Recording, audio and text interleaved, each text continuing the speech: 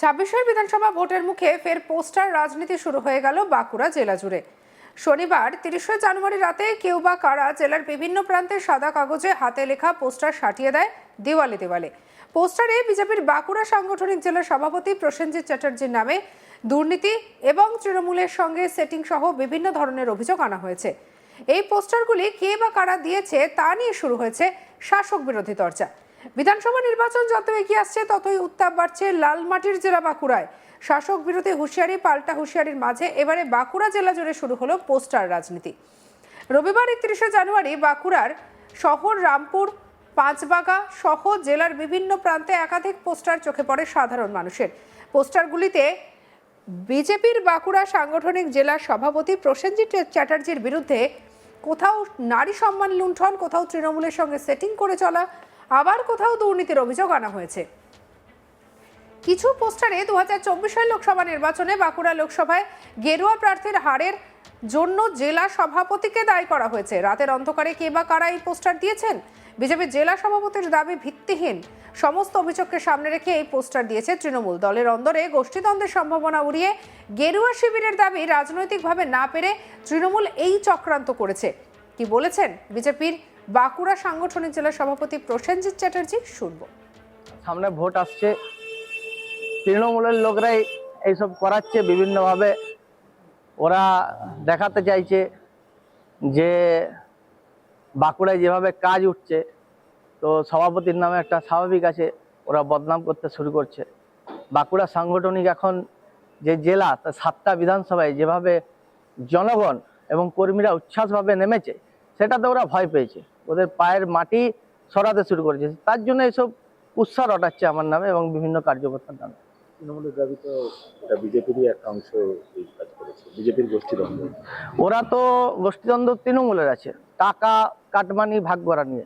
ভারতীয় জনতা পার্টি তো ক্ষমতায় নেই, বিরোধিতা করে, কাটমানির বিরোধিতা করে, বিভিন্ন রকম করাপশনের বিরোধিতা করে।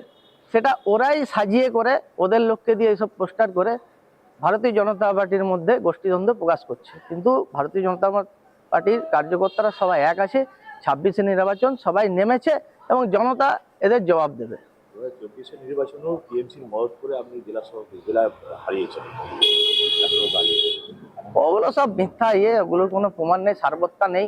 কেউ যদি বলে দেয় আপনাকে যে আপনি চোর, সেটাতে প্রমাণ হয় না। কোনো প্রমাণ ঠোস থাকলে আনুক, আর সেরকম কিছু থাকলে আমি দরকার হলে আদালতে যাব। সেরকম কোনো প্রমাণ থাকলে নিয়ে আসুক। ফালতু সব কথা রটাচ্ছি। আপনারা কি তদন্ত করে দেখবেন তারা করেছে? হ্যাঁ, দেখছি কি আছে না আছে। যেসব পোস্টার একই জায়গা থেকে দেখছি এসছে, কেউই করেছে তৃণমূলের প্ল্যান করে। এখন একটা বিভ্রান্ত মানসিক চেষ্টা করছে, কিন্তু এসবে কোনো কাজ দেবে না।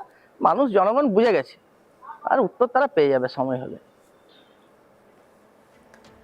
অভিযোগ করিয়ে তৃণমূলের দাবি দলের গোষ্ঠীদ্বন্দ্বে জর্জরিত বিজেপি। এই পোস্টার বিজেপির গোষ্ঠীদ্বন্দ্বেরই নমুনা বলে দাবি তৃণমূলের। কি বলছেন অলকা সেন মজুমদার, শুনব।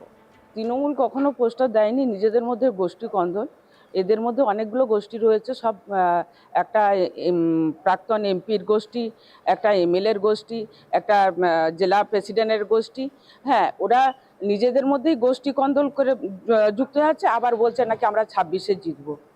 এমনিতেই দেখছেন পশ্চিমবাংলায় এসআইআর নিয়ে মানুষকে হয়রানি করা হচ্ছে।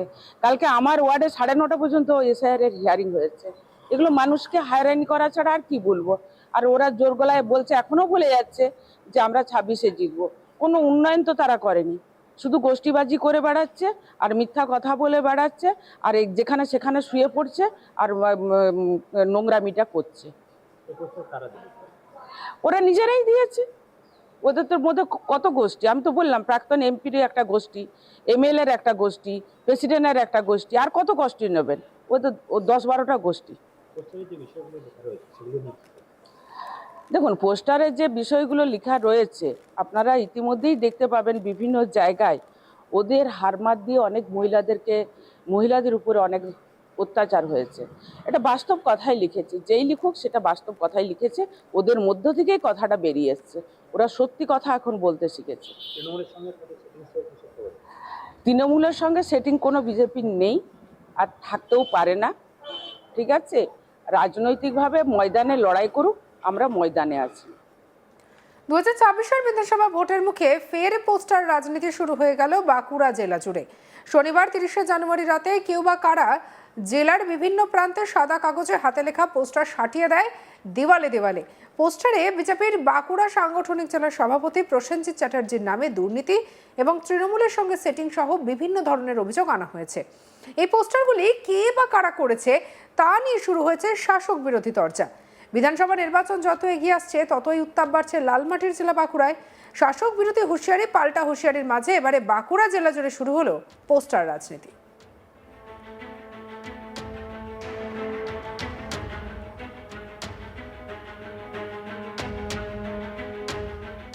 কি বলছেন প্রসেনজিৎ চ্যাটার্জি, শুনবো। সামনে ভোট আসছে, তৃণমূলের লোকরাই এইসব করাচ্ছে বিভিন্নভাবে। ওরা দেখাতে চাইছে যে বাঁকুড়ায় যেভাবে কাজ উঠছে, তো সভাপতির নামে একটা স্বাভাবিক আছে, ওরা বদনাম করতে শুরু করছে। বাঁকুড়া সাংগঠনিক এখন যে জেলা, তা 7টা বিধানসভায় যেভাবে জনগণ এবং কর্মীরা উচ্ছ্বাসভাবে নেমেছে, সেটাতে ওরা ভয় পেয়েছে, ওদের পায়ের মাটি সরাতে শুরু করেছে। তার জন্য এইসব উৎসাহ রটাচ্ছে আমার নামে এবং বিভিন্ন কার্যকর্তার নামে। তৃণমূলের দাবি তো এটা বিজেপিরই একটা অংশ এই কাজ করেছে, বিজেপির গোষ্ঠীদ্বন্দ্ব। ওরা তো গোষ্ঠীদ্বন্দ্ব তৃণমূলের আছে, টাকা কাটমানি ভাগ করা নিয়ে। ভারতীয় জনতা পার্টি তো ক্ষমতায় নেই, বিরোধিতা করে, কাটমানির বিরোধিতা করে, বিভিন্ন রকম করাপশনের বিরোধিতা করে। সেটা ওরাই সাজিয়ে করে, ওদের লোককে দিয়ে এইসব পোস্টার করে ভারতীয় জনতা পার্টির মধ্যে গোষ্ঠীদ্বন্দ্ব প্রকাশ করছে। কিন্তু ভারতীয় জনতা পার্টির কার্যকর্তারা সবাই এক আছে। 26শে নির্বাচন সবাই নেমেছে এবং জনতা এদের জবাব দেবে। 2024 নির্বাচনেও টিএমসির মদত করে আপনি জেলা হারিয়েছেন। ওগুলো সব মিথ্যা ওগুলোর কোনো প্রমাণ নেই, সারবত্তা নেই। কেউ যদি বলে দেয় আপনাকে যে আপনি চোর, সেটাতে প্রমাণ হয় না। কোনো প্রমাণ ঠোস থাকলে আনুক, আর সেরকম কিছু থাকলে আমি দরকার হলে আদালতে যাব, সেরকম কোনো প্রমাণ থাকলে নিয়ে আসুক। অভিযোগ করিয়ে তৃণমূলের দাবি দলের গোষ্ঠীদ্বন্দ্বে জর্জরিত বিজেপি। কি বলছেন, শুনবো।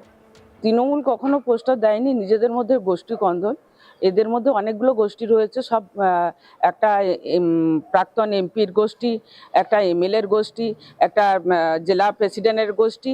হ্যাঁ, ওরা নিজেদের মধ্যেই গোষ্ঠী কন্দল করে যুক্ত আছে, আবার বলছে নাকি আমরা 26শে জিতবো। এমনিতেই দেখছেন পশ্চিমবাংলায় এসআইআর নিয়ে মানুষকে হয়রানি করা হচ্ছে। কালকে আমার ওয়ার্ডে 9:30 পর্যন্ত এসআইআর এর হিয়ারিং হয়েছে। এগুলো মানুষকে হয়রানি করা ছাড়া আর কি বলবো। আর ওরা জোর গলায় বলছে, এখনো বলে যাচ্ছে যে আমরা 26শে জিতবো। কোনো উন্নয়ন তো তারা করেনি, শুধু গোষ্ঠীবাজি করে বেড়াচ্ছে আর মিথ্যা কথা বলে বেড়াচ্ছে, আর যেখানে সেখানে শুয়ে পড়ছে। আর সঙ্গে রাখুন আজ তাক বাংলার ইউটিউব চ্যানেলকে লাইক, কমেন্ট, শেয়ার, সাবস্ক্রাইব করতে ভুলবেন না।